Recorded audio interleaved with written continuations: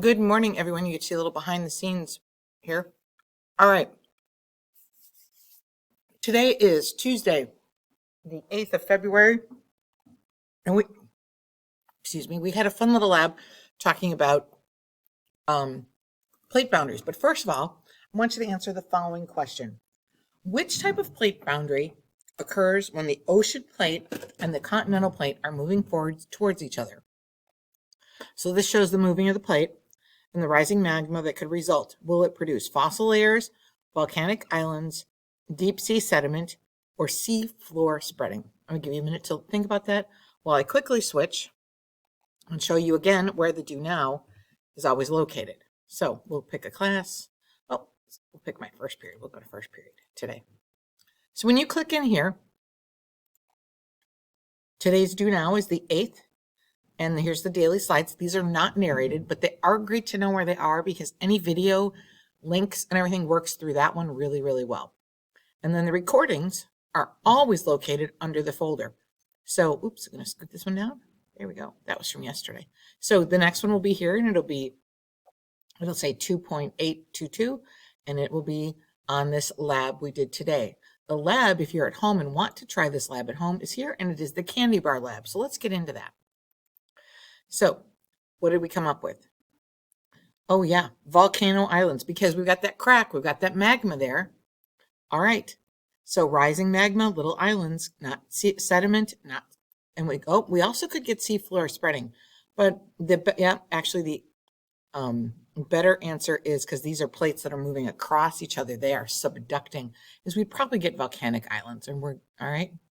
So let's look at our do now. I will demonstrate how the plate tectonics contribute to the formation of crustal features using candy.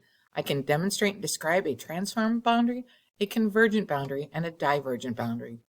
And I can identify which crustal features are on our Earth's transform, are convergent, or divergent. So we used a Twix here in class, plastic knife and a paper towel. Don't eat any of your candy bar till you're finished. You want to follow the directions step by step. And directions are located here, and here, and here, and here, and here.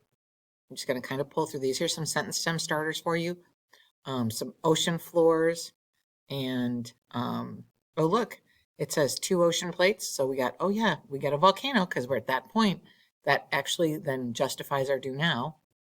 Boundary instructions, analyzing. And then when you're done, you can watch these great little videos on divergent, convergent, and transform boundaries.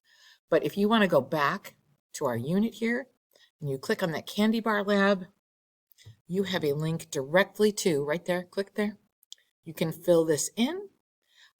Twix bar works really great because you can see that. This might be a Milky Way or a Snickers, but if you're at home, be careful your family members with peanuts, but do not use like a Three Musketeers. You want something that has a few layers. And here you go. And then when you're all done and you're finished, you would come back here. You're going to have a button here that says submit assignment. Never share, hit the submit.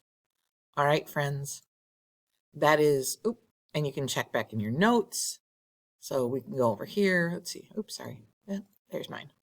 So coming back, we just had justification for our do now, and that is Volcano Islands. Okay, because this is part of the sea floor.